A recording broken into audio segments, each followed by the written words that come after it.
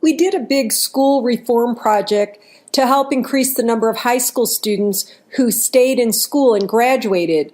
Appreciative inquiry was just one of many tools the students were taught. We conducted an appreciative inquiry exercise with 200 high school students in the St. Louis City schools and brought in 200 adults whose only requirement was that they had to have successfully graduated high school. So we had everyone from house painters and teachers' assistants to lawyers, doctors, and local politicians.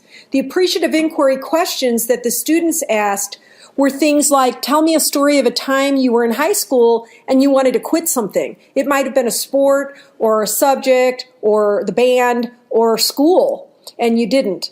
How did you do that? Who encouraged you? How did you feel when you stayed the course and made it? They also asked questions like, what would you envision for me as a city school student if you could paint the most rosy picture of what my life could look like at its best? And they also said, tell me the story about what you now value the most about your education. So this interview was about 30 minutes long, and we also gave a couple of appreciative questions to the guests. By the end of it, almost every adult came up to us and said, we want to get involved in this project. I loved my students. Oh my gosh, this was amazing.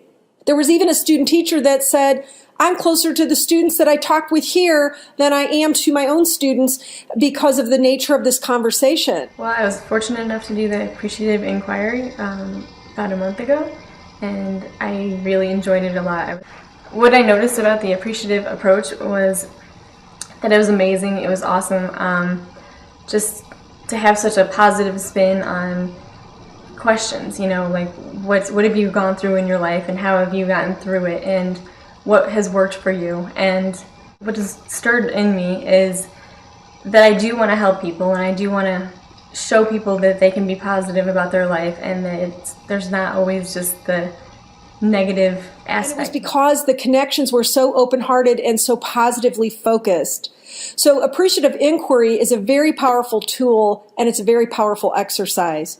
When I would go to visit some of the families doing their family meetings, sometimes the students would say, oh, this is a great place for us to ask an appreciative question. They really got it. Being a supervisor of 12 people, I did an exercise with them where I had them to do an appreciative go around, and I actually had people just crying because they had never done anything like this before, and we all came together as one community.